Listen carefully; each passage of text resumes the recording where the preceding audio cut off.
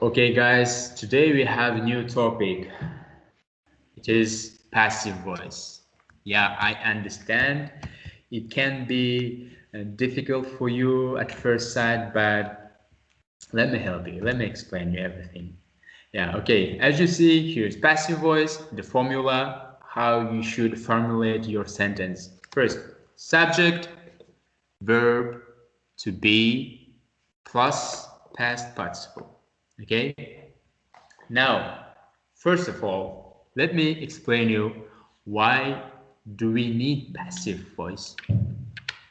Because English speakers frequently use passive voice in their speech, so that's why you need this sentence too.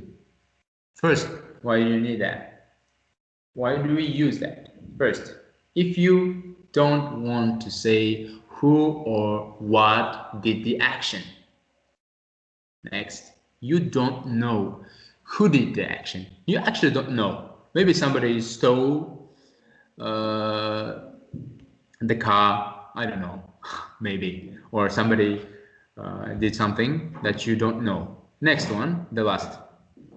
The object is the most important part of the sentence. You actually don't need to speak about subject, where the object is the most important, essential part. Yeah. Now let's take a look on a passive sentence. Point 1 and point 2. In point 1, the subject is not doing the verb. Here the subject, the action of the verb is done to the subject. Here, the cake, subject, was eaten, passive verb, the actor, object, by the dog. Next, the cake was eaten by the dog. The action of the verb is done to the subject. Imagine the situation. You had a big cake in the fridge before you left your house. By the time you came to your house, you couldn't find your cake. And there is a question in your mind appear. Where is the cake? The cake was eaten by somebody. Yeah, if you don't know who did this. In our case, is obviously by the dog.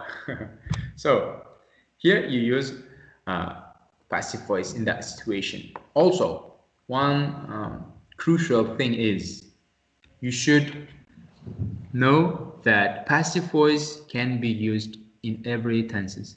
Here, as in the left, you see in orange. Present simple, past simple, future, past perfect, present perfect. Yeah? And the essential part is that to be, the verb, is used everywhere. In present simple, in present continuous, in present perfect, or future, or past.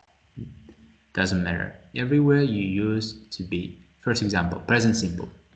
I read an interesting novel. It's active voice, obviously. Next, an interesting novel is read. Here, to be changed into is. The verb read in past participle is read. An interesting novel is read. Next, past perfect. Here, I had read an interesting novel. An interesting novel had been read. Okay, it is also been, but in past participle because it's past perfect. Now future simple. I will read an interesting novel in the future, right? In passive form, it's gonna be an interesting novel will be read. Also here the verb to be, will be. Okay, now guys, now we have a flashcards. There is given some active sentences. You should change it into passive. So first, the burglar broke into the house. Yeah, there's a subject there. Burglar broke into the house. Now, yeah, good. The house was broken into. Next one, Shakespeare wrote Romeo and Juliet. Yeah, here the verb is rode. As you see, is past simple. Romeo and Juliet was written by Shakespeare. Good. Next word. They grow oranges in California. As you see, it's present simple. Obviously, you use present simple. Yeah, good. Oranges are grown in California. Now, future simple. Future, yeah. By next week, Tom will have built a tree house. Yeah, good. As you see, you use the verb to be in form past participle. By the next week, a tree house will have been built by Tom. Now, let's play some game. Matching game. There will be a passive voice. Also, you should match it with active voice or vice versa. Doesn't matter. So first is a change is being made to tomorrow's schedule. Yeah. So it's already in passive form. Okay. Do you see something? Yeah, good. They are making a change to tomorrow's schedule. Next one. Meat is cut with a knife. Oh, also it's a passive form. Yeah, sure. We cut meat with a knife. Good one. Yeah, now it's the ending of our lesson. So thank you guys. Have a nice day.